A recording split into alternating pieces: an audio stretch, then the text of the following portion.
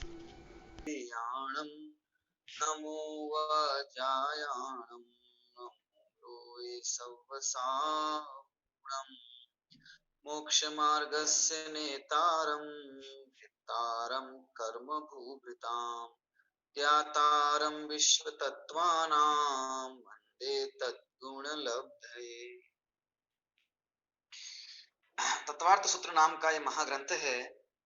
इसके 9वें अधिकार के ऊपर हमारी चर्चा अभी चल रही है। 9वें अधिकार में संवर और निर्जला रूप धर्म का वर्णन किया गया है, जहाँ संवर का स्वरूप अभी चल रहा है और संवर के कारणों की चर्चा करते हुए आचार्य देव ने संगुप्ति, समिति, धर्म, अनुप्रेक्षा, परिचय और चारित्र और तप की चर्चा की है। उसमें अनुप्रेक्षा अर्थात 12 भावनाओं संबंधी चर्चा तक हमने देखा था। अब हम परिचय है ना, परिचय की चर्चा यहाँ करने वाले हैं। तो आगामी कुछ सूत्र परिचय से संबंधित हैं, है ना। तो कुछ कक्षाओं में अभी परिचय की चर्चा चलेगी और परिचय की चर्चा यहाँ पर चलने वाली है। तो जिस प्रकार से नाना प्रकार से अपने उपयोग को पर पदार्थ से समेटकर और अपने आत्मा के भीतर लगाने से ये संवर होता है, उसमें बाहर में अनेक प्रकार की अनुकूलताएं और प्रतिकूलताओं के अवसर उन मुनिराजों को प्राप्त होते हैं। तो चाहे बाहर में कैसी भी प्रतिकूलता हो या कैसी भी अनुकूलता हो, इन दोनों ही परिस्थितियों में वे अपने सम्यक दर्शन ज्ञान चरित्र रूपी मार्ग से संवर के मार्ग से डिगते नहीं है, चिगते नहीं है, उससे च्युत नहीं होते हैं। और जब इस दृढ़ता से वे अपने आत्म स्वरूप का, आत्म धर्म का पालन करते हैं, तो ऐसी स्थिति में, है ना, मुनिराजों के जीवन में कई बार कई प्रकार के परिचय उन्हें होते हैं। सत्ता के उदय से, है ना, कई प्रकार के परिचय उनके जीवन में होते हैं, अथवा जो मुनि अवस्था उन्होंने धारण की है, उस मुनि अवस्था विशेष के अंदर ही, है ना, उस वेश को धारण करने में ही कई प्रकार के जो वहां पर है ना, जो हमें ऐसे बाहर से कष्टकारी लगते हैं, इस प्रकार के सब प्रसंग वहां उपस्थित होते हैं। तो ऐसे नाना प्रकार के प्रसंगों में, है ना, अनुकूलता के और प्रतिकूलता के वे साम्य भाव से उसको सहन करते हैं और उससे अपने चित्त को कलुषित नहीं करते हैं, बल्कि ऐसी स्थिति में और भी अपने चित्त को वैराग्यमय करके अपनी आत्मा के भीतर चले जाते हैं। इसलिए कठोरता से इन परिचयों को सहन करते हैं, तो वे परिचय भी संवर का कारण कहा गया है और अंतर में उन्हें अपना आत्म स्वरूप दृढ़ता पूर्वक प्रकट हुआ है, तो उससे तो संवर उन्हें हो ही रहा है। तो ऐसे जो परिचय हैं, है ना, वे कितने हो सकते हैं कि वे बहुत अनेकों हो सकते हैं, पर 22 संख्या उनकी गिनाई है। 22 प्रकार के परिचय कहे हैं, है ना, जिनका संबंध अलग अलग प्रकार से, बहुतों का संबंध तो शरीर के साथ में है और कुछ, है ना, ज्ञान के क्षयोपशम विशेष के साथ में भी उसका संबंध है ना, कर्मों के उदय के साथ में भी उसके संबंध को स्थापित किया है। और इस प्रकार की परिस्थितियां, नाना प्रकार के ऐसे बाहर के प्रतिकूल संयोग अथवा नाना प्रकार की ऐसी परिस्थितियां कि जिनके उत्पन्न हो जाने पर सामान्य व्यक्ति, है ना, जिनके उत्पन्न हो जाने पर इसका चरित्र, है ना, कमजोर है, चारित्रिक रूप से जो कमजोर है ना, जिसका अभी चरित्र मोह इतना उपशम को या अभाव को प्राप्त नहीं हुआ, ऐसा व्यक्ति विचलित हो जावे धर्म मार्ग से, है ना, मोक्ष मार्ग से। लेकिन इस प्रकार के प्रसंग प्राप्त होने पर भी वे जो महामुनिराज हैं, जिन्हें 3 कषाय चौकड़ी का अभाव हो गया है, वे अपने आत्म ज्ञान में दृढ़ बने रहते हैं, स्थिर बने रहते हैं।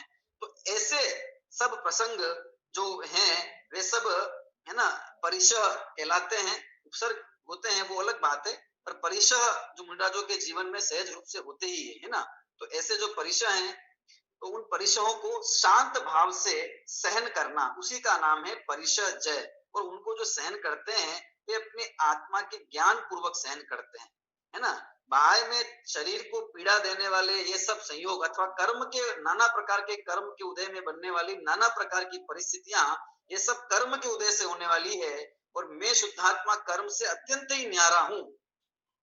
जब ये संयोग प्रतिकूलताएं नहीं थी तब भी न्यारा था, अभी वर्तमान में सब हो रहा है उस समय भी बिल्कुल न्यारा हूं, है, और आगे भी अनंत काल तक न्यारा ही रहने वाला हूं। इस प्रकार के तत्व ज्ञान के बल से सब प्रकार का वे वहां पर सहन कर लेते हैं, है ना, और किंचित भी अपने मोक्ष मार्ग से विचलित नहीं होते।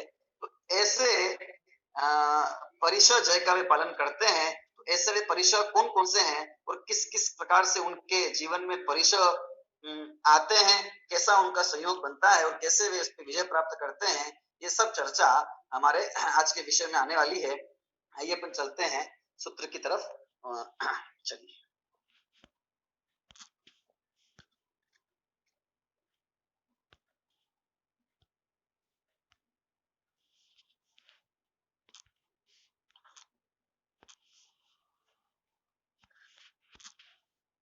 पेज नंबर देखिए, ये 192 पर सूत्र क्रमांक 8 है ना। सूत्र क्रमांक 8 का अपन पाठ करेंगे। परिसरों की चर्चा है। 12 भावनाओं का चिंतन करता हुआ 10 धर्मों का जब पालन करता है जीव, और इस प्रकार से संवर का पालन करते हुए है ना, नाना प्रकार के परिसर भी हो तो उनको भी वह शांत चित्त से सहन करता है, अथवा शक्ति विशेष होने पर इस प्रकार की परिस्थितियां में है ना प्राप्त होने पर शांत रहता है, चित्त को शांत रखता है, अथवा बुद्धिपूर्वक भी है ना कभी कभी घोर तपस्या इत्यादि भी व्यक्ति जीव करता है। अपने शरीर के प्रति है ना, संयोगों के प्रति मेरे राग का भाव हुआ नहीं हुआ, इसका परीक्षण वे मुंडराज बारंबार करते रहते हैं। यद्यपि है ना अंतर में तो वे न्यारे ही हैं, तथापि बाहर में भी है ना वापस है ना ढल नहीं जाए बाहर की अनुकूलताओं के अंदर, है ना जरा से प्राप्त हो, तो उसके लिए वो परिसर सहन करते रहते हैं, है ना। देखिए सूत्र क्रमांक 8 सूत्र पाठ। मार्गाच्यवन निर्जरार्थम परिशोढ़व्याः परिशहाः। पुनः सूत्र पाठ। मार्गाच्यवन निर्जरार्थम परिशोढ़व्याः परिशहाः। सूत्र विच्छेद देखिए, मार्ग डैश अच्यवन डैश निर्जरार्थम, मार्ग डैश अच्यवन डैश निर्जरार्थम परिशोढ़व्याः परिशहाः। क्या कहते हैं, मार्ग से अच्यवन के लिए है ना, मार्ग से च्युत नहीं होना, छूटना नहीं, उसके लिए, और निर्जरार्थम निर्जरा के लिए। तो मार्ग, तो किस मार्ग की चर्चा यहाँ पे हो रही है कि यहाँ पे संवर मार्ग की चर्चा हो रही है। तो संवर से, संवर के मार्ग से, रत्नत्र के मार्ग से च्युत न होने के लिए और कर्मों की निर्जरा करने के लिए परिशोढ़व्या, परिशोढ़व्या मतलब सहन करने चाहिए, सहन करने योग्य हो, वे परिसर हैं, वे परिसर होते हैं। ठीक है, क्या कहते हैं सूत्रार्थ, मार्ग से च्युत न होने के लिए और कर्मों की निर्जरा करने के लिए जो सहन करने योग्य हो, वे परिसर हैं। तो इस प्रकार के संयोग, इस प्रकार की परिस्थितियां है ना, कि जो उस मुनि चर्या जो उन्होंने धारण की है, मुनि अवस्था जो धारण की है, उसमें आने की पूरी पूरी संभावना है, और कुछ तो उसके साथ में अविनाभावी है ही, है ना। 22 प्रकार के परिसर कहे हैं, तो वे 22 प्रकार के परिसर है ना सबके हो ऐसा जरूरी नहीं है, लेकिन है ना प्रायः इस प्रकार के परिसर की संभावना बनती है, और उस चर्या के साथ में ही वे होते हैं। उपसर्ग एक दूसरी अन्य बात है। उपसर्ग तो वो चर्चा है कि जहां पे कोई उन पर करे उपसर्ग बाहर से आकर, है ना, चाहे वो देवकृत हो, चाहे मनुष्यकृत हो, चाहे तिर्यंशकृत हो, है ना, वो उपसर्ग की स्थिति है। वो उपसर्ग जरूरी नहीं कि उनके जीवन में हो या ना हो, लेकिन परिसर तो जीवन में होते ही है, क्योंकि मुनिचर्या के साथ में ही परिसर जुड़े हुए है ना। और उस स्थिति का वे क्षमता पूर्वक पालन करते हैं। जब मुनि अवस्था धारण कर ली, नग्न अवस्था धारण कर ली, है ना, बाहर में पहले की पूर्व अवस्था की सब अनुकूलता को छोड़कर, और घोर जिसे हम बाहर में प्रतिकूलता कहते हैं, वनवास इत्यादि, है ना, उधर चले गए, तो ये अपने आप में ये बिना सहन शक्ति के, है ना, बिना दृढ़ इच्छा शक्ति के ये संभव नहीं है। तो वो जो सहन शक्ति है बाहर में सहन करने की, जो कि आना ही है नियम से, परिसर तो होना ही है ना, तो वो मुनिराजों के जीवन में होता ही है, और वे उसको शांत भाव से सहन करते हैं, और वे उसके है ना उनके मोक्ष मार्ग में उन्हें दृढ़ बनाए रखती है संवर के मार्ग पर, और परंपरा से निर्जला का वो सब कारण उनका होता है, निर्जला का हेतु बनता है। तो क्या क्या है वे परिसर, और किस किस प्रकार से उनको जय, उनको जीतते हैं। 22 प्रकार के परिसर संवर नहीं है, 22 प्रकार के परिसरों को जीतना उसका नाम संवर। तो परिसर जय ऐसा है ना, तो परिसर तो जीवन में है, अब उनको जीतना वो परिसर जय है, और उससे संवर उन्हें बना रहता है, और निर्जरा होती है कर्मों की। देखिए उनके नाम यहाँ दिए हुए हैं, कौन कौन से हैं। देखिए सूत्र क्रमांक 9 के अंदर 22 प्रकार के परिसरों की चर्चा यहाँ पर की गई है। सूत्र पाठ, सूत्र क्रमांक 9। शुद्ध पिपासा शीतोष्ण दंश मशक नाग्न्या रति स्त्रीचर्या निषद्या शय्या क्रोश वध याचना लाभ रोग तृण स्पर्श मल सत्कार पुरस्कार प्रज्ञा ज्ञाना दर्शनानि। पुनः चित्रपाठ। क्षुत पिपासा शीतोष्ण दंश मशक नाग्न्या रति स्त्रीचर्या निषद्या शय्या क्रोश वध याचना लाभ रोग तृण स्पर्श मल सत्कार पुरस्कार प्रज्ञा ज्ञाना दर्शनानि। सूत्र विच्छेद करते हैं हम। देखिए है ना, समस्त पद है पूरा, ये 22 परिषदों के नाम दिए गए यहाँ पर। देखिए क्षुत डैश पिपासा डैश शीत डैश उष्ण डैश दंश मशक डैश नाग्नि डैश अरति डैश स्त्री डैश चर्या डैश निषद्या डैश शय्या डैश आक्रोश डैश वध डैश याचना डैश अलाभ डैश रोग डैश तृण स्पर्श डैश मल डैश सत्कार पुरस्कार डैश प्रज्ञा डैश अज्ञान और डैश अदर्शनानि। ये 22 प्रकार के परिषद के नाम दे दिए। देखिए सूत्रार्थ। क्षुधा तृषा शीत उष्ण दंश मशक नग्नता अरति स्त्री चर्या निषद्या शय्या आक्रोश वध याचना अलाभ रोग तृण स्पर्श मल सत्कार पुरस्कार प्रज्ञा अज्ञान और अदर्शन, इन नाम वाले परिषद, ये 22 प्रकार के परिषदों के नाम यहाँ पे दिए गए। ठीक है, पुनः मैं पढ़ता हूं एक बार। क्षुधा तृषा शीत उष्ण दंश मशक नग्नता अरति स्त्री चर्या निषद्या शय्या आक्रोश वध याचना अलाभ रोग तृण स्पर्श मल सत्कार पुरस्कार प्रज्ञा अज्ञान और अदर्शन, ये 22 परिषद होते हैं, है ना। तो क्यों सहन करना कि भाई वो पूर्व सूत्र में आ ही गया, है ना। रत्नत्रय रूप जो संवर है, मार्ग से च्युत न हो इसके लिए और निर्जरा के लिए। देखिए अपन 22 परिषदों का स्वरूप समझते हैं। क्या है ये 22 परिषद और किस प्रकार से इन पे जो है विजय ये मुनिराज जो है वे प्राप्त करते हैं। सतावेदनी कर्म के उदय से नाना प्रकार की परिस्थितियां बन जाती है उनके जीवन में, तो किस प्रकार से वे उससे विचलित नहीं होते और अपने मोक्ष मार्ग पर दृढ़ बने रहते हैं, ये सब यहाँ पर, है ना, चर्चा यहाँ पर की गई है ना। शरीर के विशेष बल होने पर, है ना, और बाहर में पुण्य का उदय विशेष होने पर कोई प्रतिकूलता न भी हो उनके जीवन में, है ना, इस प्रकार का भी संयोग बन जाता है। पर इस प्रकार का अगर प्रतिकूलताओं का संयोग बनता है तो वहां वे किस प्रकार से, है ना, उसको सब सहन करते हैं, इसकी चर्चा परिषद के अंदर की गई है। और वैसे भी, है ना, बाह्य संयोग जितनी अनुकूलता है, देह के प्रति आसक्ति है, उसका तो वे त्याग कर ही रहे हैं, उसको तो वे छोड़ के आ ही गए हैं, है ना। इस प्रकार इस रूप से वे अंतर में आनंद करते हुए बाहर में सब प्रकार के रागादि का त्याग, इच्छा का त्याग कर ही लेते हैं, तो वे सब परिचय जही तो है ना। तथापि देखते हैं अपन क्या क्या बातें हैं उसके अंदर। देखिए आचार्य पूज्यपाद स्वामी ने सर्वार्थ सिद्धि ग्रंथ में बड़ी ही सुंदरता के साथ और बड़े ही अच्छे शब्दों में इन 22 परिषदों का वर्णन किया है ना। और भी ये वर्णन प्राप्त होता है, तो अपन यहाँ चर्चा करते हुए, है ना, टीका जो सर्वार्थ सिद्धि है उसमें से कुछ देखेंगे और कुछ छंद भी इस संदर्भ में प्राप्त होते हैं, तो वहां भी अपन थोड़ा चर्चा करते हुए आगे बढ़ेंगे, है ना। चलिए अपन शुरू करते हैं। प्रथम परिषद से अपनी बात शुरू करते हैं।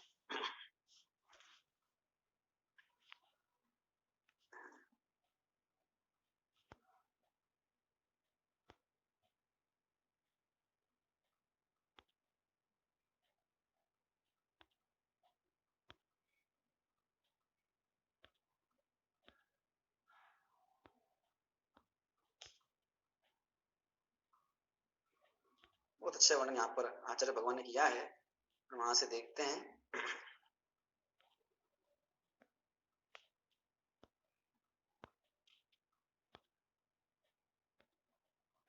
देखिए ये यहाँ पे देखिए, ध्यान दीजिए 815 जहाँ लिखा हुआ है ना। एक एक इन्होंने अपने इस पैराग्राफ में एक एक इसका वर्णन किया। देखिए क्षुधाधिक वेदना विशेष 22 हैं, मोक्षार्थी पुरुष को इनको सहन करना चाहिए। यथा जैसे जो भिक्षु निर्दोष आहार, सबसे पहला क्षुधा, क्षुधा का मतलब भूख, है ना।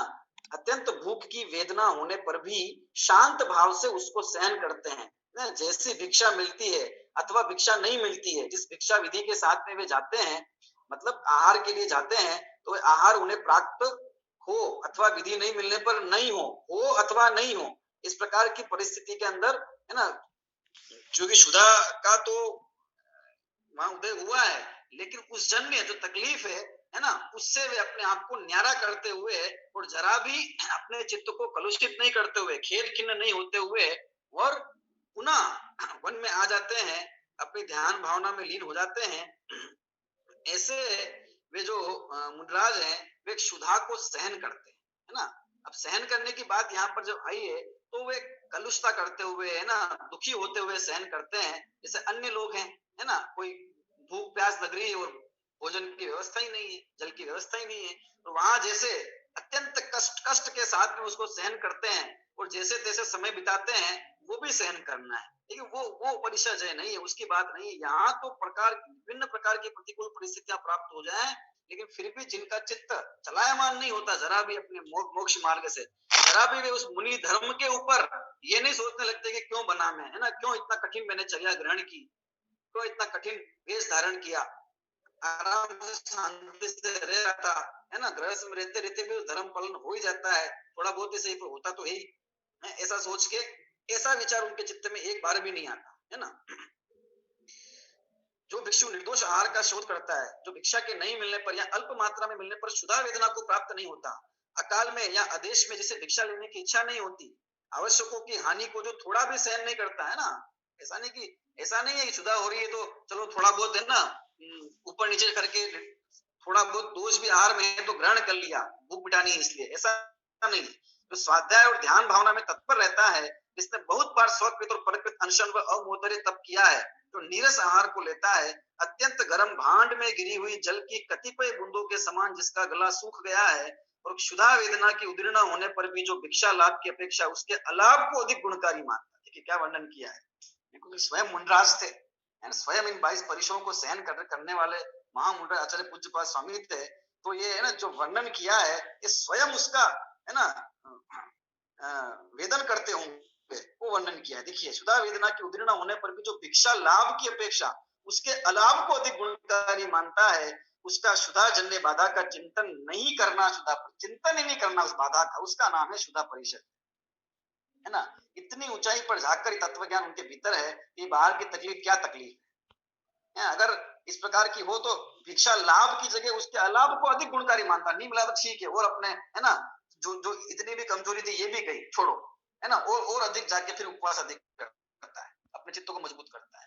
इसी तरह तृषा का मतलब प्यास, तो इतनी भयंकर प्यास लगे, है ना, कि गला सूख जाए पूरी तरह से, कंठ है ना पूरा शुष्क हो जाए, तथापि ऐसी स्थिति में भी जो जल की बूंद की भी चाह नहीं करता, है ना, और जिस आहार के समय में जो जल ग्रहण कर लिया वो कर लिया, है ना, क्योंकि उन्हें तो अवस्था में गर्मी हो, गर्मी के अंदर भी, है ना, और आहार के अंदर भी कई बार इस प्रकार की कोई वस्तु आ जाती है खाने में, अथवा कोई शरीर में, है ना, पित्त बिगड़ जाता है, तो ऐसी स्थिति में भी बहुत अधिक प्यास लगने लगती है, कोई रोग आदि होने पर भी बहुत अधिक प्यास, कुछ भी हो, लेकिन जो पुनः जल एक बूंद भी ग्रहण करने की इच्छा नहीं करता, इतनी साम्य भाव के साथ उसको सहन करता है, तो वो तत्व ज्ञान के बल के बिना, उसके संबल के बिना संभव नहीं है, ठीक है। और क्या लिया, देखिए जिसे जल से स्नान करने, उसमें आह्वान करने और उसमें सिंचन करने का त्याग कर दिया है ना। चलो भाई बहुत गर्मी लग रही है ना, बहुत ऐसी प्यास लग रही है, तो चलो पानी पी नहीं रहे तो पानी के अंदर चले जाएं, नदी में जाके स्नान कर ले, थोड़ा ठंडक होगा, थोड़ा सा, है ना, तुष्टि मिलेगी शरीर को। जिसका पक्षियों के समान आसन और आवास नियत नहीं है, जो अति खारे, अति स्निग्ध और अति रुक्ष प्रकृति विरुद्ध आहार, है ना, कभी खाने में बहुत खारा कोई पदार्थ आ जावे, अथवा रूखा पदार्थ अथवा चिकना पदार्थ आ जावे जिससे बहुत अधिक प्यास लगती है, ग्रीष्मकालीन आतप, पित्त, ज्वर और अनशन आदि के कारण उत्पन्न हुई तथा शरीर और इंद्रियों को मथने वाली पिपासा, है ना, ऐसी पिपासा, ऐसी प्यास जो शरीर और इंद्रियों को मत दे, है ना, जब बहुत अधिक भूख लगती है, बहुत अधिक प्यास लगती है तो इंद्रियां शिथिल पड़ने लग जाती है। ऐसी पिपासा का प्रतिकार करने में आदर भाव नहीं रखता। क्या कह रहे हैं, इसका प्रतिकार करने में आदर भाव नहीं, मतलब ये प्यास मेरी बुझ जाए, इतने बहुत प्यास लग रही तो मुझे पानी मिल जाए, ऐसी जिसकी इच्छा नहीं होती, और जो पिपासा रूपी अग्निशिखा को संतोष रूपी नूतन मिट्टी के गड़े से भरे हुए शीतल सुगंधी समाधि रूपी जल से शांत कर रहा है। क्या बात है? पिपासा रूपी अग्निशिखा को कैसे शांत कर रहा है? संतोष रूपी, जब नया मिट्टी का कोई घड़ा हो तो वो है ना, जैसे उसकी शीतल सुगंध होती है, वे जल गर्म जल को शांत कर देती है, ठंडा कर देता है, जिस प्रकार से वो घड़ा, उसी प्रकार से पिपासा रूपी जो गर्मी है उसको अपने संतोष रूपी और समाधि रूपी जल से शांत कर रहे हैं। उनके पिपासा जय प्रशंसा के योग्य है। इस प्रकार से वे भूख और प्यास को जीतते हैं ना। जो जिनकी शक्ति विशेष है, जिनके उत्तम सहन के धारी हैं, तो वे तो सुधा बाधा सुधा पिपासा आदि को सहन करने में परम समर्थ है ही। उन्हें तो बहुत काल तक इस प्रकार की व्याधि नहीं है ना, हो तो भी कोई इतना बहुत फर्क पड़ता उनको नहीं है। ठीक है, वे तो सहन कर, लेकिन सबके तो उत्तम सहन नहीं होता ना, जिसके जिस प्रकार की परिस्थितियां बनती है, हर प्रकार की परिस्थिति में। तो ये सब परीक्षा गिना दिए। इस संबंधित छंद भी है, पर हम उस छंद को भी पढ़ने जाएंगे तो थोड़ा विस्तार हो जाएगा अपना, है ना। तो इसलिए यहीं से पढ़ लेते हैं। यही भी यहाँ भी बहुत है ना, बहुत अच्छे शब्दों में आचार्य देव ने। शुद्ध पिपासा के बाद में देखो आ गया शीत। शीत का मतलब है ठंड, है ना। कितनी भी किसी भी प्रकार की ठंड हो, कितनी भी शीत हो, लेकिन जिन्हें अपने ऊपर कोई वस्त्रादि ओढ़ने का, कंबल ओढ़ने का, वस्त्र ग्रहण करने का भाव नहीं आता, अपितु और अधिक शीत में जाकर भी वहां तपस्या करते हैं, कहता ना भाई, नदी के किनारे, शीत ऋतु में नदी के किनारे जहां पर शीतल शीतल हवा बहती है, और वहां जाकर आत्म ध्यान में स्थित हो जाते हैं। वे ये इस बात को दृढ़ करते हैं कि मेरे शरीर के प्रति बिल्कुल भी आसक्ति का भाव नहीं है, और अपनी आत्मा के अंदर में मजबूत हुआ जाता हूं। इस प्रकार से वे है ना परिश्रम सहन भी करते हैं। अथवा वैसे ही जब है ना वनादि में रहते हैं तो इस प्रकार का संयोग तो बन ही जाता है। वहां तो वन क्या है ना, मनुष्य तो घरों में रहता है, वन में रहना, वहां तो सर्दी गर्मी बारिश है ना, नाना प्रकार के कष्ट वैसे ही है। वहां भी कोई कुटिया आवास बना के तो रहना नहीं है। वहां भी ऐसे ना पक्षियों की तरह, जिनका आवास और स्थान कोई निश्चित नहीं है, शरीर पर तन का तार नहीं है ना, इतना उत्कट जिनका तप है ना, दिगंबर चर्या से महान कोई सहन करने है ना, कोई वेश नहीं इस जगत में, है ना। ये बाह्य की अपेक्षा भी देखे, अंतर में तो 3 कश चुकड़े का भाव होने पर परम शीतलता है ही, उसकी तो बात ही नहीं है। देखिए, जिसने आवरण का त्याग कर दिया है, पक्षी के समान जिसका आवास निश्चित नहीं है, वृक्ष मूल, चौपट और शिलातल आदि पर निवास करते हुए बर्फ के गिरने पर और शीतल हवा का झोंका आने पर उसका प्रतिकार करने की इच्छा से जो निवृत्त है, ठीक है, कितनी भी ठंड लगे, लेकिन ये ठंड का कैसे मैं निवारण करूं, कैसे कुछ चद्दर कंबल ओढ़ लूं या वस्त्र पहन लूं, उसका जरा भी विचार नहीं है। पहले अनुभव किए गए शीत के प्रतिकार के हेतुभूत वस्तुओं का जो स्मरण नहीं करता है ना। जब मैं ग्रस्त था तब मैं कोट, जब ज्यादा ठंड पड़ती थी तो मैं क्या करता था, है ना, तरह तरह के ऊनी वस्त्र पहन लिया करता था, अथवा है ना बंद, बिल्कुल घर के सब दरवाजे खिड़कियां बंद करके और बैठ जाया करता था, अथवा के अग्नि हो तो उसकी गर्मी में ताप करता था, अथवा कंबल आदि ओढ़ता था। ये सारे जो अनुभूत उपाय है, जानता है कि सर्दी को दूर कैसे किया जा सकता है, उन नहीं करते। और जो ज्ञान स्वभाव गर्भा उसमें निवास करते हैं, उसके शीत वेदना जय प्रशंसा की योग्य है। ये प्रशंसा कर रहे हैं, अनुमोदना कर रहे हैं, है ना, कि अगर मुंडराजों के जीवन में इस प्रकार का प्रसंग आ जाता है तो वे तो और हर्षित होते हैं, प्रसन्न होते हैं, है ना, कि कोई बात नहीं, अब तो और अधिक में है ना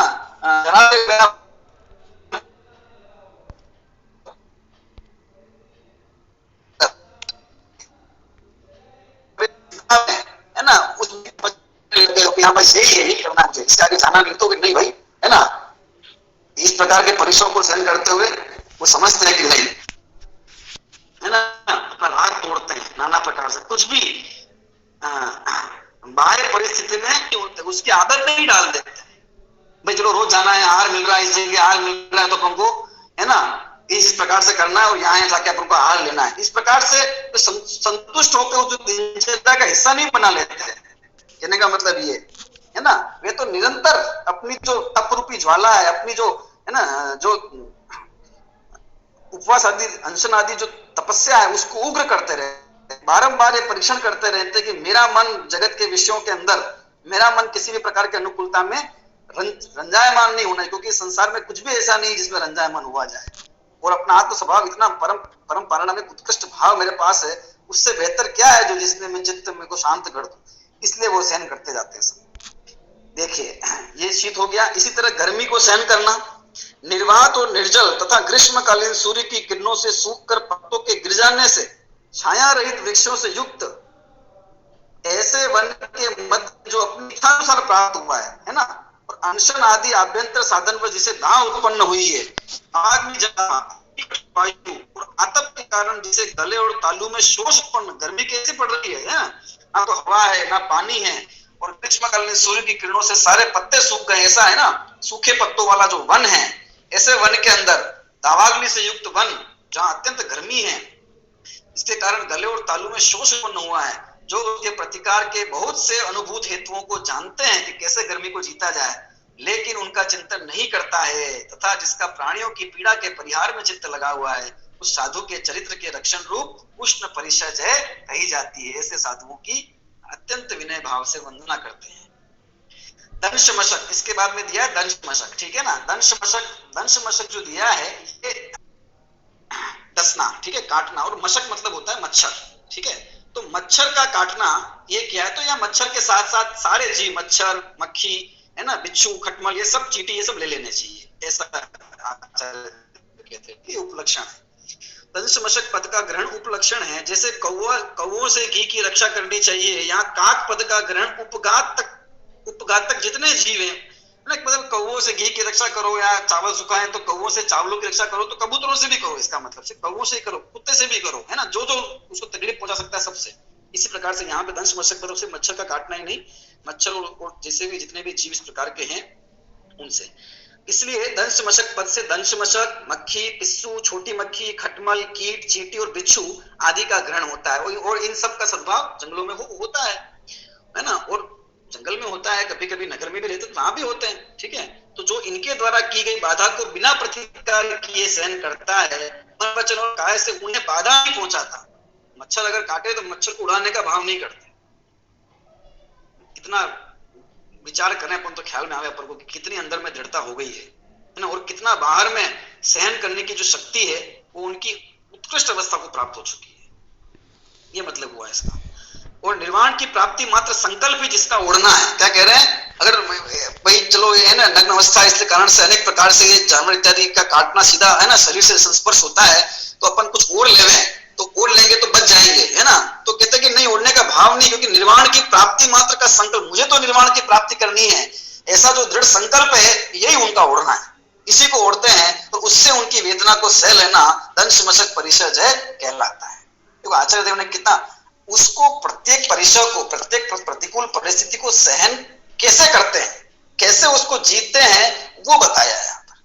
खाली सहन करने हैं, क्योंकि खाली सहन करने वाले तो और भी हैं, ऐसा नहीं कि और लोग कई प्रकार के साधु कई प्रकार की चर्या करते हैं, कठोर चर्या करते हैं, शमशान आदि इत्यादि में रहते हैं, पर्वतों पर रहते हैं, सैकड़ों सैकड़ों वर्षों तक समाधि में चले जाते हैं, भोजन ग्रहण नहीं करते, जल ग्रहण नहीं करते, है ना, हवा के बल पे, प्राकृतिक की ऊर्जा के बल पे जीवित रहते हैं। तो वो नहीं है बात तो अंतर में जो सम्यक दर्शन के साथ में उनको वितरागता प्रकट हुई है, वो है उसकी निर्जरा का है। तो वो जब होता है तो बाहर में इतना इतना कुछ भी हो जाए विचलित नहीं होता है, ये सब चर्चा है यहाँ पर, है ना।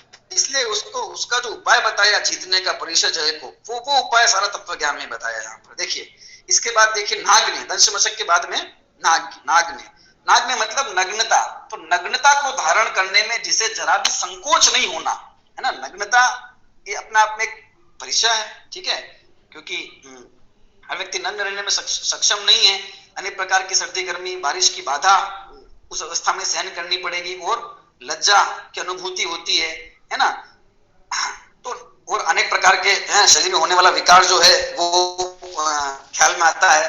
तो नाग ने नग्नता ग्रहण उन्होंने की है, नाग ने नग्न अवस्था धारण कर ली है, और उसको सहन करने में, उसको ग्रहण करने में जिन्हें जरा भी लज्जा अनुभव नहीं होती, लज्जा अनुभव नहीं होती मतलब संकोच नहीं है जिन्हें, क्योंकि जिनके मन में कुछ विकार नहीं है किसी प्रकार का, और यथाजात जैसा बालक उत्पन्न होता है माता के गर्भ से, वैसे ही वो सदा ही, है ना, रहते हैं, ना तो किसी को वो बाधा पहुंचाते हैं और ना स्वयं, है ना, किसी प्रकार की लज्जा या संकोच का अनुभव करते हैं। देखिए बालक के स्वरूप के समान जो निष्कलंक जात रूप को धारण करने रूप है ना, जिसका याचना करने से प्राप्त होना अशक्य है। याचना मतलब, है ना, मांगने से नहीं मिलता, ये जो उनका जो स्वरूप है, ये तो याचना, रक्षा करना, हिंसा आदि दोषों से रहित है, ठीक है।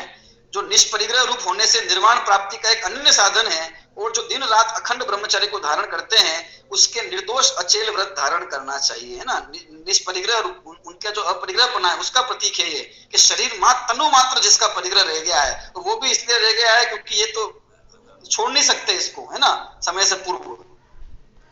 तो ये नहीं तो ममत्व तो इसके प्रति भी चला गया है, बाहर में तो वस्तु कुछ है ही नहीं उनके पास में, और ममत्व की दृष्टि से देखे तो शरीर भी नहीं है, क्योंकि मूर्छा का ही नाम वास्तव में परिग्रह है। तो निष्परिग्रह रूप से हुए हैं, इसलिए वे निर्दोष अचेल व्रत, अचेल व्रत का मतलब वही नग्नता, है ना, अचेलक कहते हैं ना, अचेलक, है ना, धारण करना चाहिए, ठीक है, उसको वो धारण करते हैं।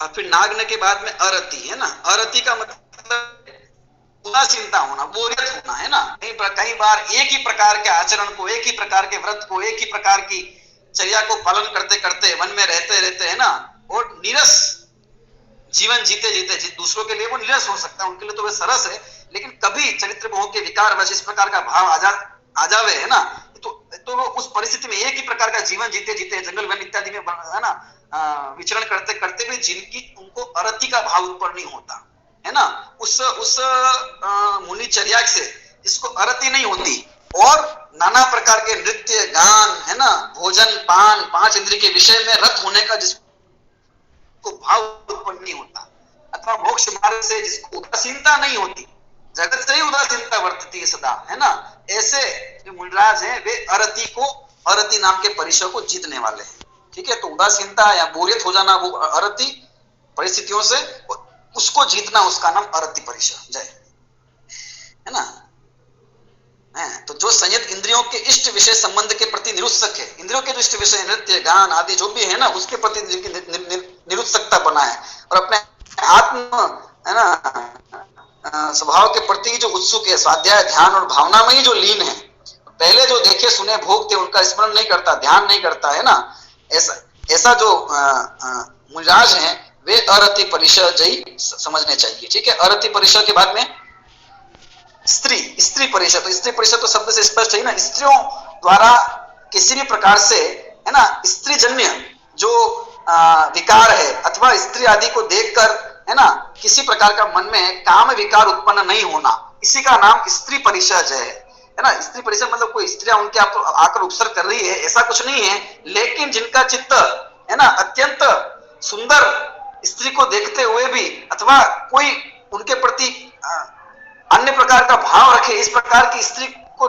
जानते हुए भी जिसके मन में जरा भी चित्त विचलित नहीं होता, है ना, उसने वो स्त्री रूपी जो परिसर है उसको जीत लिया, ये समझ लीजिए काम विकार को जीतते हैं, है ना, यही उनका, क्योंकि अतिशय ब्रह्मचर्य के धारी है, देखिए, है ना, ये स्त्री परिसर जय हो गया, ठीक है। इसमें ये सब नाना प्रकार की चेष्टा है, सब स्त्री की नाना प्रकार की चेष्टा होने पर भी जिनका, है ना, चित्त विभ्रमित नहीं होता, वे स्त्री बाधा परिसर को जीतने वाले हैं, ठीक है। इसके बाद चर्या परिसर, चर्या मतलब जो उनकी मुनिचर्या है ना, चर्या मतलब जिस प्रकार की वे चर्या का धारण करते हैं, जिस प्रकार से उनका गमन इत्यादि होता है, तो वो किस प्रकार से होता है कि, है ना, नग्न रहते हैं तो पांव में खड़ाऊ इत्यादि धारण नहीं करते, जब चलते हैं तो नाना प्रकार के कंकड़ पत्थर आदि आदि उनको चुभते हैं, अथवा और भी जो भी उनकी मुनिचर्या है उस चर्या के अंदर उन्हें अनेक प्रकार की बाधाओं का सामना करना पड़ता है, तो उन समस्त बाधाओं को शांत भाव से सहन कर लेते हैं,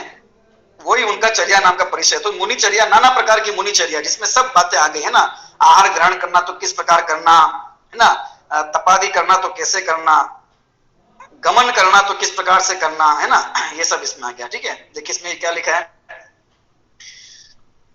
जो वायु के समान निसंगता को धारण करता है, बहुत बार अनशन अमोदर वृत्ति परिसंख्यान और रस परित्याग आदि जन्य बाधा के द्वारा जिसका शरीर परिक्लांत है, देश और काल के प्रमाण से रहित तथा संयम विरोधी मार्ग गमन का जिसने परिहार किया, जिस मार्ग पे गमन करने से संयम का विरोध हो जाए, है ना, और जहां जैसा जो प्रमाण किया उसके हिसाब से चले, वो खड़व आदि का त्याग कर दिया है, तीक्ष्ण कंकड़ और कांटे आदि के विधने से चरणों में खेद के उत्पन्न होने पर भी जो पहले योग्य यान और वाहन आदि से गमन करने का स्मरण भी नहीं करता, है ना, इस प्रकार का उनका कठोर गमन का स्थिति बनती है, तो भी ये जानते भाई इस प्रकार से, है ना, चलना इससे अच्छा कि पूर्व में यान और वाहन आदि में गमन करता था तो अभी भी कर लेता हूं नहीं, उसका स्मरण भी नहीं करते, ऐसे जो यथाकाल आवश्यकों को परिपूर्ण पालन करता है उसके चर्या परिचय मुनि जो भी मुनि योगी चर्या है ना, उसके अंदर नाना प्रकार की बाधा आने पर भी उसको शांत भाव से सहन करते उसको जीतना, ये चर्या परिचय हो गया। ठीक है,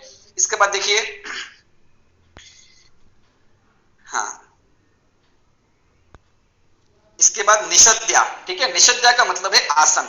एक प्रकार का जो आसन ग्रहण कर लेते हैं ना, ध्यान आदि अवस्था जब ग्रहण करते हैं तो उस जितने समय तक वो उस आसन में है, निश्चय किया है, उतने समय तक उस आसन को छोड़ते नहीं। उसमें फिर चाहे उपसर्ग आ जाए, वेदना आ जाए, पशु इत्यादि का द्वारा उपसर्ग आ जाए, है ना, दंश मशक हो जाए, कुछ भी तकलीफ आ जाए, बारिश हो जाए, शीत पवन लगे, अथवा ऊपर से चट्टान गिर जाए अपने ऊपर, है ना, कोई भीषण वेदना इत्यादि आ जाए, तो वहीं पे जीवन अगर पूरा हो जाए तो हो जाए, लेकिन उसको उस आसन में निरंतर बैठे रहते और चिंतन करते रहते हैं। जिनमें पहले रहने का अभ्यास नहीं किया है, ऐसे शमशान, उद्यान, शून्य घर, गिरी गुफा, गह्वर आदि में जो निवास करता है, आदित्य के प्रकाश, सूर्य के प्रकाश और सेंद्रीय ज्ञान से परीक्षित प्रदेश में जिसने नियम क्रिया की है, इतने प्रदेश में है ना भाई में रहना है, तो नियत काल, एक निश्चित काल तक निषद्या लगाकर बैठता है, आसन लगाकर बैठता है, और सिंह और व्याघ्र आदि की नाना प्रकार की भीषण ध्वनि सुनने से जिसे किसी प्रकार का भय नहीं होता, है ना, उपसर्ग के सहन करने से जो मोक्ष मार्ग से च्युत नहीं हुआ है, तथा अनेक प्रकार के आसन, कुछ नाम दिए हैं आसन के, जिसका शरीर चलायमान नहीं हुआ है, उसके निषद्याकृत बाधा का सहन करना निषद्या परिचय होता है। इस आसन में लगाकर ध्यान आदि में बैठ गए तो फिर बैठ गए, है ना, फिर है ना कोई बाह्य कोई तकलीफ या ऐसी कोई बाधा उत्पन्न हो गई तो उससे उठ जा रहे हैं, है ना, इस प्रकार का नहीं। ठीक है, ये निषद्या हो गया। उसके बाद में शैया। शैया मतलब होता है शयन करना, है ना, तो पूर्व में जिस प्रकार की कोमल शैयाओं के ऊपर वे विश्राम करते थे, इस प्रकार से वे शयन नहीं करते, है ना।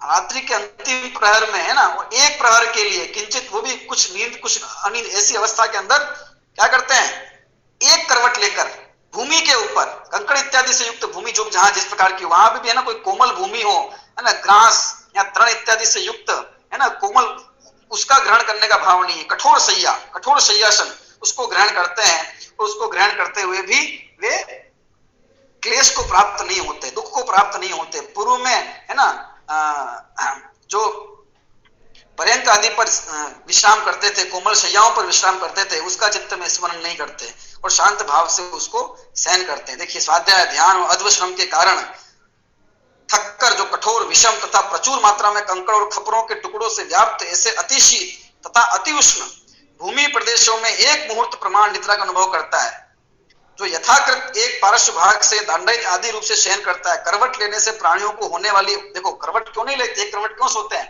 क्योंकि निद्रा के अंदर करवट आवे, है ना, तो क्या होगा कि ये थोड़ी ध्यान रखा जाएगा इधर कोई जीव है कि नहीं है। तो करवट लेने से प्राणियों को होने वाली बाधा का निवारण करने के लिए जो गिरे हुए लकड़ी के कुंदे के समान या मुर्दा के समान करवट नहीं बदलता। क्या शब्द प्रयोग किया आचार्य देव ने, इस प्रकार से कोई मुर्दा पड़ा हो अथवा कोई लकड़ी का टुकड़ा पड़ा हो, कोई, है ना, जो हिलता नहीं अपनी जगह से, इस प्रकार से पड़े रहते हैं सीधे। कहने का मतलब पड़े रहते हैं, मतलब वहां पे वो अपना जो शैया करते हैं। जिसका चित्त ज्ञान भावना में लगा हुआ है, व्यंतरादि के द्वारा किए गए नाना प्रकार के उपसर्गों से भी जिसका शरीर चलायमान नहीं होता और जो अनियत कालिक तत्काल बाधा को सहन करता है, उसके शैया परिचय कहा जाता है। कैसा मुनराज का जीवन है ना, कैसा अंतरंग में जो उनके आनंद है उसकी महिमा है वास्तव में, है ना। और बाहर में भी किस अंतर में जिसकी विशुद्धि हो गई, बाहर में जिसको शरीर से कोई लेना देना ही नहीं है, तो फिर कुछ भी हो शरीर में किस प्रकार से सहन करते हैं। इस प्रकार के मुनराजों का जीवन, ये परिश्रम की बात सुनकर हमको भी शांत भाव से रोग, है ना, व्याधि, दारिद्र्य, है ना, जीवन में अनेक प्रकार का अलाभ, है ना, प्रतिकूलता, अपनी इच्छा के अनुसार वस्तु का परिणाम नहीं होना, ये नाना प्रकार कर रहे हैं शैया परिचय के बाद में।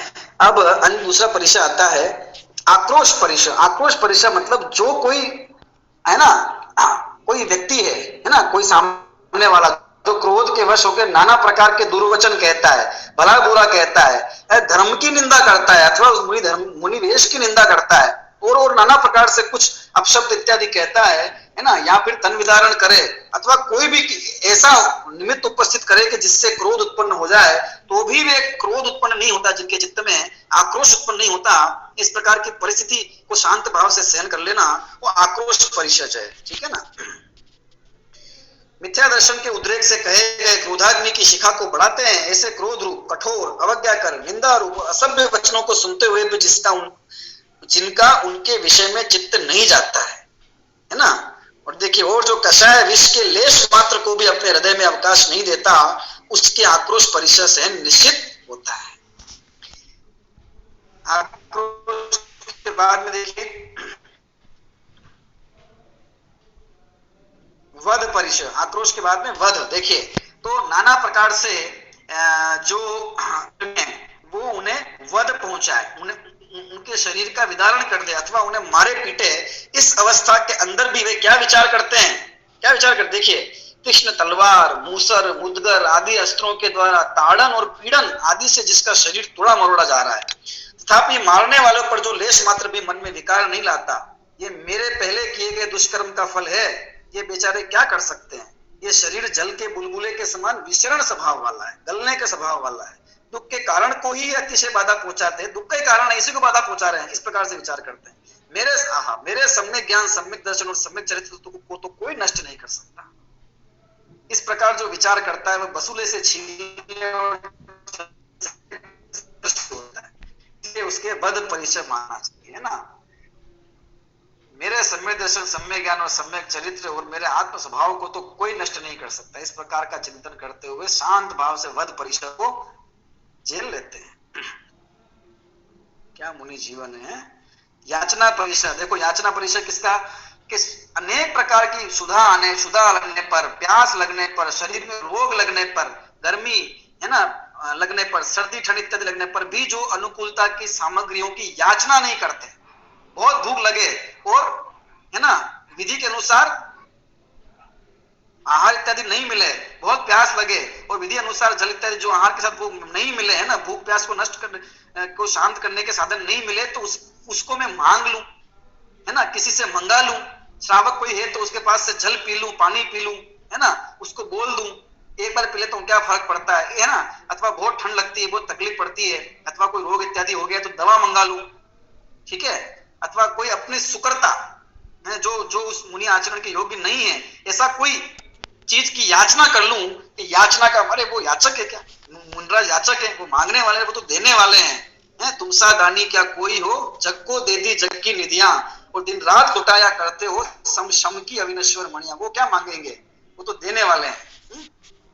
जो बाह्य और आभ्यंतर तप के अनुष्ठान करने में तत्पर है, जिसने तप की भावना के कारण अपने शरीर को सुखा डाला है, जिसका तीक्ष्ण सूर्य के ताप के कारण सार व छाया रहित वृक्ष के समान त्वचा हो गई है, अस्थि और शिरा जाल मात्र से युक्त। क्या है?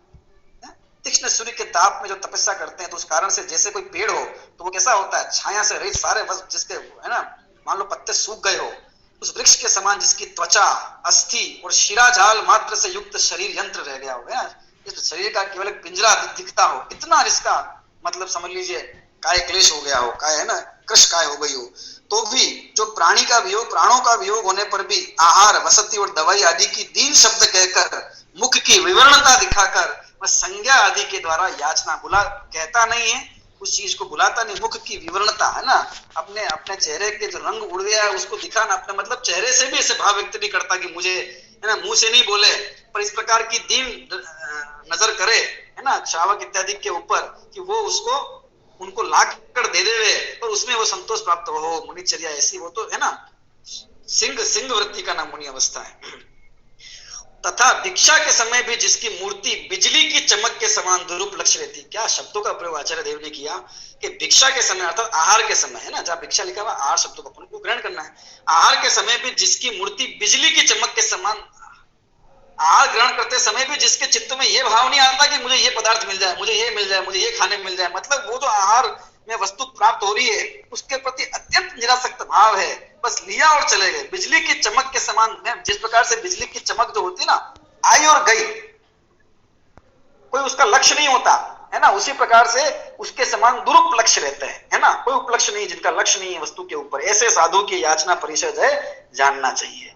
याचना के बाद में अलाभ। अलाभ परिषद मतलब अंतराय कर्म का उदय विशेष होने पर, है ना, भोजन का लाभ नहीं होना, ठीक है ना, आहार इत्यादि का लाभ नहीं होना, है ना, अथवा और भी अन्य प्रकार से जो भी जैसा लाभ है वैसा लाभ नहीं, आहार की मुख्यता कैसे कथन किया गया है, तो उसका लाभ नहीं होने पर भी जो उस अंतराय कर्म को शांत भाव से सहन करते। देखिए, वायु के समान निसंग होने से जो अनेक देशों में विचरण करता है, जिसने दिन में एक काल के भोजन को स्वीकार किया है, जो मौन रहता है या भाषा समिति का पालन करता है, एक बार अपने शरीर को दिखलाना मात्र जिसका सिद्धांत है, तो एक बार चाहते हैं आहार के लिए बात है। पानी पुठी जिसका पात्र है, मतलब हाथ अंजलि, बहुत दिन तक या बहुत घरों में भिक्षा के प्राप्त नहीं होने पर भी जिसका चित्त संकलेश से रहित है, दाता विशेष की परीक्षा करने में जो निरुत्सुक है, इसका मतलब यहाँ पर यह है कि देने वाला कैसा है, धनवान है कि निर्धन है ना, वो ये हमको बढ़िया खाना देगा कि नहीं देगा, बढ़िया भोजन राजा दे रहा है ना, कोई सामान्य व्यक्ति दे रहा है, इस प्रकार से परीक्षा करना दाता की। तथा लाभ से भी अलाभ मेरे लिए परम तप है, लाभ से भी अलाभ मेरे लिए परम तप है, नहीं हो तो कोई बात नहीं और तप बढ़ेगा। इस प्रकार जो संतुष्ट है उसके अलाभ परिचय जानना। अलाभ के बाद में रोग परिचय, तो रोग परिचय तो सरल ही है कि शरीर में नाना प्रकार के रोग या व्याधियां उत्पन्न हो जाए तो भी उसका प्रतिकार करने की जिसके चित्त में जरा भी भावना नहीं होती, उसकी औषधि वगैरह मुझे मिल जाए, है ना, मैं मांग लूं वो तो बात है ही नहीं, पर मुझे मिल जाए, इस प्रकार का भी भाव नहीं आता। और मिथ्यात्व रूपी जो रोग है वही सबसे बड़ा रोग था, तो वो तो मेरे चला ही गया है। अथवा वही जो चरित्र का उदय में होने वाला जो कषाय रूपी रोग है, ये रोग है ना, और आत्मा स्वभाव से निरोगी है, तो मुझे किसकी आवश्यकता है। इस प्रकार से ये रोगों को सब सहन करते हैं, उसके प्रतिकार की अपेक्षा नहीं रखते रोग के, उसी का नाम रोग परिचय जानना चाहिए। बाधा तृण स्पर्श आदि बाधा, तृण स्पर्श बाधा, तो तृण स्पर्श के अंदर वो ले लिया है ना, तृण स्पर्श ये भी उपलक्षण है ना, तो तृण मतलब छोटा कोई तिनका आदि का स्पर्श होना जो चुभे, तो कांटा भी हो गया, तिनका हो गया, कंकड़ हो गए, पत्थर हो गए, है ना, सब आ गए इसमें। जो कोई विधने रूप दुख का कारण है उसका तृण पद का ग्रहण उपलक्षण है, उसको ग्रहण कर लेना चाहिए। सूखा तिनका, कठोर कंकड़, कांटा, तीक्ष्ण मिट्टी और शूल आदि के विधने से पैरों में वेदना के होने पर भी जिसका चित्त उपयुक्त नहीं है, तथा चर्या, शैया और निषद्या में भी प्राणी पीड़ा का परिहार करने के लिए जिसका चित्त निरंतर प्रमाद रहित है ना, चाहे वो शयनासन में हो अथवा चर्या हो अथवा निषद्या में आसन में बैठे हो, इस सब प्रकार की परिस्थिति में किस प्रकार से पर जीवों की रक्षा हो, और उस है ना, और अगर मुझे नाना प्रकार की तकलीफ भी हो रही है तो भी मैं दूसरे जीवों को तकलीफ न पहुंचाऊं, इस प्रकार का जिनका चित्त रहता है, तो उनके तृण स्पर्श, कांटा, कठोर चुभने पर भी वे उसको प्रतिकार करने का भाव नहीं रखते, सहन कर लेते। कुल मिला के शरीर के प्रति आसक्ति का बिल्कुल इन्होंने त्याग कर दिया है, और जिनके वो प्रकट जीवन में नजर आता है। मल परिचय मतलब शरीर के ऊपर नाना प्रकार का मल इकट्ठा हो जाता है ना, क्योंकि स्नान आदि नहीं करते और गर्मी इत्यादि होती है तो शरीर में कुछ श्वेत बिंदु, पसीना इत्यादि निकलता है, फिर हवा चलती है, धूल उड़ती है, वो वही चिपकती है, तो इससे कई प्रकार का है ना मेल शरीर में जमा हो जाता है ना, तो भी उस प्रकार का मल उपस्थित होने पर भी उसका परिहार करने का विकल्प नहीं करते। इसका मतलब ये है कि है ना, वे शरीर के प्रति जिन्हें अनासक्ति का भाव उत्पन्न हो गया है, और उसका परिहार करने के लिए, मेल इत्यादि का परिहार करने के लिए फिर उन्हें अनेक प्रकार से है ना जल इत्यादि ग्रहण करना पड़ेगा, और उसमें फिर अपकाय जीवों की हिंसा आदि होगी, तो उससे प्रतिकार से बचने के लिए वे है ना इस प्रकार से उससे मुक्त रहते हैं। अपकाय जीवों की पीड़ा का परिहार करने के लिए जिसने मरण पर्यंत स्नान व्रत स्वीकार किया है, तीक्ष्ण सूर्य की किरणों के ताप से उत्पन्न हुए पसीना से जिसके पवन के द्वारा लाया गया धूलि सिंचय चिपक गया है, सिद्ध खाज और दाद होने से खुजली के होने पर भी जो खुजलाने, मर्दन करने और दूसरे पदार्थ से घिसने रूप क्रिया से रहित है, स्वगत मल का उपचय और सम्यक चरित्र रूपी विमल जल के प्रक्षालन द्वारा जो कर्म मल पलंक को दूर करने के लिए निरंतर उद्यत मती, जिसका चित्त कहां लगा हुआ है ना, कि सम्यक चरित्र से रूपी मल से मैं इस कषाय रूपी मल को जीतूं, कर्म पलंक को, कर्म रूपी मल को दूर करूं, उसे मल पीड़ासन कहा गया है। ठीक है, मल पीड़ासन मतलब मल परिचय जयी कहा गया है।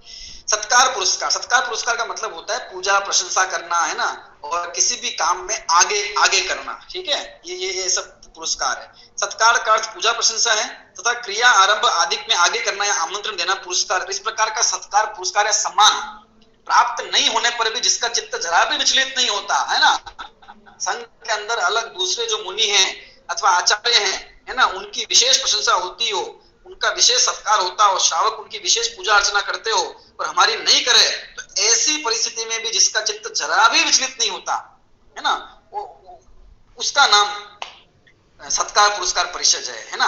और देखो, चिरकाल से मैंने ब्रह्मचर्य का पालन किया है, मैं महातपस्वी हूँ, स्व समय और पर समय का निर्णायक हूँ, मैंने बहुत बार परवादियों को जीता है वाद विवाद में, तो भी कोई मुझे प्रणाम और भक्ति नहीं करता और उत्साह से आसन नहीं देता। मिथ्या दृष्टि अत्यंत भक्ति वाले होते हैं, कुछ नहीं जानने वालों को भी सर्वज्ञ समझकर आदर सत्कार करके अपने समय की प्रभावना करते हैं। व्यंतराधिक, अपने समय मतलब अपने धर्म की, व्यंतराधिक पहले अत्यंत उग्र तप करने वालों की प्रत्यग्र पूजा रचते थे। यह यदि मिथ्या श्रुति नहीं है तो इस समय वे हमारे समान तप तपस्या की क्यों नहीं करते हैं? क्या क्या बातें है ना। हमने सुना है कि व्यंतरादि जो है वो उग्र तप करने वालों की चरण वंदना करते थे, है ना। ये सब बात अगर झूठ नहीं है तो फिर आज मैं इतनी तपस्या करता हूँ, मेरे पास क्यों नहीं आते? मतलब झूठ है सब चर्चा। इस प्रकार खोटे अभिप्राय से जिसका चित्त रहित है उसके सत्कार पुरस्कार परिषद जाना चाहिए ही नहीं कुछ भी। कुछ ये जो छोड़ के आए हैं, अब मुनि बनने के बाद भी वही चाहिए, है ना। क्या मतलब है उसका? सत्कार और पुरस्कार, पूजा, प्रशंसा, यश, इसकी वांछा भी जिसके नहीं है और इस प्रकार का भाव अगर दूसरों को देख के, तो उसको तो परिषद जानते हैं, उसको तो वो जीतते हैं अपने, है ना। अरे आत्म ख्याति जिन्हें है तो वो क्या बाहर की ख्याति जिनको चाहिए, है ना। और देखिए इसके बाद में कौन सा परिषद कहा है ना। थोड़ा सा आज हमारा समय हो रहा है लेकिन हम परिषद की चर्चा को पूर्ण कर लेते हैं ना। देखिए प्रज्ञा परिषद, प्रज्ञा परिषद देखो, अब यहाँ देखो प्रज्ञा को भी परिषद का, प्रज्ञा मतलब ज्ञान की विशेषता होना, प्रकृष्ट ज्ञान होना, सूक्ष्म विशेष होना, ये भी परिषद। कब? कि जब उसके कारण से अभिमान पैदा होने लग जाए, जब वो हमारे अभिमान का हेतु बन जाए तो प्रज्ञा परिषद। अज्ञान भी परिषद है, प्रज्ञा भी परिषद है। बहुत तीव्र ज्ञान हो, है ना, स्वरूपम विशेष हो, न्याय शास्त्र में, व्याकरण में, छंद में, हर बात में बिल्कुल जिसके पास उत्तर तैयार हो, जिसकी लेखनी समृद्ध हो, वक्तृत्व कला जिसकी अत्यंत शोभनीय हो, एक बार कहने से, है ना, जनता उसके चरण चिन्ह पर चलने लग जाती हो, तो भी उस स्वरूपम ज्ञान का जिसे चित्त में अभिमान नहीं होता, वो उस प्रज्ञा परिषद को जीतने वाला है। तो ये परिषद है, ये भी एक प्रकार का बहुत अधिक ज्ञान का उगाड़ होना, है ना, ये भी परिषद बन जाता है अगर वो मान उत्पन्न करने का हेतु बन जाए, तो वे मान उत्पन्न नहीं करते, ये प्रज्ञा परिषद है। मैं अंग, पूर्व और प्रकीर्णक शास्त्रों में विशारद हूं, शब्द शास्त्र, न्याय शास्त्र और अध्यात्म शास्त्र में निपुण हूं। मेरे आगे दूसरे जन सूर्य की प्रभा से अभिभूत हुए खद्योत के उद्योत के समान बिल्कुल नहीं है। क्या भाषा देखो, कितनी अलंकारिक भाषा। कि मेरे आगे दूसरे जन कैसे हैं कि सूर्य की प्रभा से अभिभूत, जब सूर्य की प्रभा हो, सूर्य चमक रहा हो, तो खद्योत का उद्योत क्या करेगा? खद्योत, खद्योत का मतलब चमकादड़ इत्यादि, है ना। और समझ लीजिए जुगनू, खद्योत मतलब जुगनू, है ना। तो जुगनू का जो प्रकाश है वो सूर्य के प्रकाश के सामने क्या है ना। तो इसी प्रकार मेरे ज्ञान रूपी प्रकाश के सामने ये जो अन्य दूसरे हैं ना, अल्प ज्ञानी है ना, ये जुगनू के समान है। तो इनका प्रकाश ऐसी बात जिनके चित्त में उत्पन्न नहीं होती। इस प्रकार विज्ञान मद का निराश होना प्रज्ञा परिषद है, मद का, है ना। तो ये कुछ अनुकूलता भी है ज्ञान की, तो भी उन्हें उसमें भी वे मद नहीं होते। और अज्ञान परिषद इसका उल्टा, ये मूर्ख है, कुछ नहीं जानता है, पशु के समान है इत्यादि तिरस्कार के वचनों को मैं सहन करता हूं। मैंने परम दुष्चर तप का अनुष्ठान किया है, मेरा चित्त निरंतर अप्रमत्त रहता है, तो भी मेरे अभी तक ज्ञान का अतिशय उत्पन्न नहीं हुआ। इस प्रकार विचार नहीं करने वाले के अज्ञान परिचय जानना चाहिए। क्या कहते हैं कि मेरे अब तक अज्ञान बना हुआ है ना, मेरे अब तक केवल ज्ञान की प्राप्ति नहीं हुई है, मुझे इतना परिचय करता हूं, लोग मुझे, कोई मुझे मूर्ख कहता है, पशु के समान कह देता है ना, नाना प्रकार के तिरस्कार के वचन भी मैं सहन कर लेता हूं, कठोर तप करता हूं, मेरा चित्त निरंतर अप्रमत्त रहता है ना, प्रमाद को प्राप्त नहीं होता, तो भी मेरे ज्ञान का अतिशय क्यों नहीं हुआ, मेरा अवधि ज्ञान, मन पर ज्ञान, केवल ज्ञान क्यों नहीं होता है? इस प्रकार का खेद खिन्नता जिसको नहीं होती, दुखी नहीं होता, है ना, इस प्रकार का विचार नहीं करने वाले के अज्ञान परिषद चाहिए, जानना चाहिए, है ना। अज्ञान मतलब जो अज्ञान क्यों बना हुआ है, इस प्रकार का भाव जिसने जीत लिया है वो अज्ञान परिषद है। ठीक है। और ज्ञान प्रज्ञा परिषद में क्या था कि विविध प्रकार का स्वयं की विशेषता प्राप्त होने पर भी मान नहीं करना। अज्ञान हो गया, प्रज्ञा, अज्ञान, अदर्शन। अदर्शन, दर्शन का मतलब यहां लिया है श्रद्धा। ठीक है, यहां दर्शन का मतलब श्रद्धा है, और अदर्शन मतलब अश्रद्धा का भाव उत्पन्न हो जाए कभी। घोर तपस्या करता हूं, मुनिचर्या का निर्दोष पालन करता हूं, पर जीवों का, पर प्राणी की, है ना, जरा भी विराधना नहीं हो, इसका पूरा ध्यान रखता हूं, है ना, और कठोर तप तपता हूं। इतना सब करने के बाद भी मुझे मोक्ष पद की प्राप्ति क्यों नहीं होती, मेरा निर्वाण क्यों नहीं होता? कहीं ये जिनेंद्र भगवान द्वारा बताया गया मार्ग गलत तो नहीं है? कहीं जो मार्ग मुनि मार्ग मैंने अपनाया है ना, क्या वास्तव में ये मोक्ष मार्ग है अथवा नहीं है, इस प्रकार का आदर्शन, इस प्रकार की शंका, इस प्रकार का मिथ्या श्रद्धान अश्रद्धान है ना, उसको जीत लेना, उसका नाम है अदर्शन परिचय। देखिए, परम वैराग्य की भावना से मेरा हृदय शुद्ध है, मैंने समस्त पदार्थों के रहस्य को जान लिया है, मैं अनंत आयतन साधु और धर्म का उपासक हूं। आयतन मतलब जिनायतन आदि है ना सब। चिरकाल से मैं प्रव्रजित हूं, मैंने प्रव्रजा है ना दीक्षा ली हुई है, तो भी मेरे अभी ज्ञानातिशय उत्पन्न नहीं हुआ। महोपवास आदि का अनुष्ठान करने वालों के प्रातिहार्य विशेष उत्पन्न हुए, ये प्रलाप मात्र है, ये प्रव्रजा अनर्थक है। क्या कहते हैं, महान उपवास करने वालों के प्रातिहार्य उत्पन्न हुए हैं, अनंत आदि बन गए हैं, ये सब बातें प्रलाप है, झूठी है, कोई मतलब नहीं है ना, बकवास है सब। ये प्रव्रज्या, ये दीक्षा अनर्थक है, कुछ काम की नहीं है, व्रतों का पालन करना निरर्थक है, इत्यादि बातों का दर्शन विशुद्धि के योग से मन में नहीं विचार करने वालों के अदर्शन परिचय जानना चाहिए। इस प्रकार से 22 परिचय हैं, क्या इनकी चर्चा करें हैं। मुंडराज जिसके जीवन में जिसका निरंतर पालन करते हैं, ऐसे भी मुंडराज है ना महान तपस्वी होते हैं, और इन सब परिचयों को वे शांत भाव से सहन कर लेते हैं ना। जिसका चित्त अत्यंत ही उन्नत है, जो अत्यंत ही पुरुषार्थशाली है, तो उसके तो इस प्रकार का विचार आता नहीं है। तथापि कभी कभी चरित्र मोह के उद्देश्य से अगर कुछ विचार ऐसा आ जाए, तो कुछ इसमें वैचारिक स्तर पर बातें हैं, कुछ इसमें शरीर की प्रतिकूलता के स्तर पर है ना। तो उस सब स्थितियों के अंदर वो शांत भाव से सहन करता है, और शक्ति विषय होने पर तो मैं स्वयं उसको सहन करता है। खड़े खड़े ध्यान करना है ना, गर्मी के अंदर भी सूर्य के आतप के नीचे खड़े होकर तपस्या इत्यादि करना, तो वो उनकी उस शरीर के प्रति अनासक्त भाव को ही दिखाता है, और तप की उग्रता को ही बताता है ना। अच्छा, वे ऐसा करके कोई है ना जानबूझ के सहन करना चाह रहे हैं, अपने शरीर को तकलीफ देना चाह रहे हैं है ना, और उस तकलीफ देकर ही धर्म मान रहे, ऐसा नहीं। वे तो शरीर के प्रति अनासक्त भाव मेरा कैसा है उसको देखते हैं, बस और कुछ नहीं, ठीक है ना, और अपनी शक्ति प्रमाण तपस्या आदि को ग्रहण करते हैं। तो ये सब परिचयों को शांत भाव से सहन करते हैं, और इसे करते हुए वे है ना निजरा मार्ग पर आगे बढ़ते हुए, और वास्तव में तो अपने अंतर में जो उग्र तप ध्यान की जो अग्नि जलाई हुई है, उसके बल पर, उस परम चारित्र के बल पर मोक्ष मार्ग प्रकट कर, मोक्ष मार्ग पर आरूढ़ आगे बढ़ते हुए, और है ना मोक्ष सच्चे मोक्ष की पद की प्राप्ति करते हैं। तो ऐसे परम मुनिराज है ना, उन्हें बारंबार वंदन करते हुए है ना, उनके चरणों की बारंबार वंदना करते हुए, कब चलूं मैं है ना उनके पथ पर, ऐसी पवित्र भावना भाते हुए है ना ये विषय अपन पूर्ण करते हैं। और इस प्रकार से ये परिचयों की चर्चा हमने की। परिचय जय है ना किस प्रकार से वे करते हैं, तो परिचय जय 22 परिचय और 22 परिचय जयों की चर्चा हमने यहाँ पर की है। तो इसके बाद फिर परिचय जय चारित्र ही, चारित्र की चर्चा आने वाली है संवर के प्रकरण में, तो उसको अपन आगे देखेंगे है ना। वो ये दिव्य चर्चा थोड़े सूत्रों के बाद में आने वाली है। अब यहाँ पर ये बात आने वाली है कि भाई ये सबको समान रूप से ऐसे परिचय होते हैं कि इसमें कुछ विशेषता भी होती है ना। अलग अलग के थोड़े अलग अलग होते हैं, कैसे क्या होते हैं, किसके होते हैं, किसके कौन से होते हैं, कौन अधिक से अधिक कितने हो सकते हैं, ये सब बातें इसमें आने वाली है। वो सब आगे आएगी, उसमें कुछ है ना विशेष सूत्र दिए हुए हैं, तो उसकी चर्चा अपन परिचय की और कुछ आगे करेंगे। तो ये 22 परिचयों का स्वरूप हमने समझा है, और इससे हमें ख्याल में आता है कि जब हम मुनि अवस्था धारण करेंगे है ना, और वहां नाना प्रकार से सब ये संयोग बन गए प्रतिकूल परिचयों को, तो सहन करना ही है। लेकिन वर्तमान में हमारे जीवन के अंदर श्रावक अवस्था में भी शांत भाव से जिस प्रकार की परिस्थितियां बनती है, उसको शांत भाव से सहन करना ही चाहिए, क्योंकि जितनी परिस्थितियां हैं वे सब बाहर का है ना, सब प्रतिकूलता है। अंतर में तो हमारा जो चैतन्य भगवान आत्मा है, उसका जो चैतन्य स्वभाव है, ज्ञान दर्शन स्वभाव है, अनंत गुण है, उसका एक भी गुण कभी किसी परिस्थिति के कारण कम होने वाला नहीं है। उसकी एक भी है ना ज्ञान की तरंग कभी लुटने वाली नहीं है परद्रव्य के कारण से। हाँ, स्वयं अपनी भूल से अपने ज्ञानोपयोग को बर्बाद करता है तो करता है, लेकिन फिर भी उसका ज्ञान के चला नहीं जाता, उसकी श्रद्धा के जाती ही नहीं रहती, उसके अनंत गुण बिखर कर अलग नहीं हो जाते।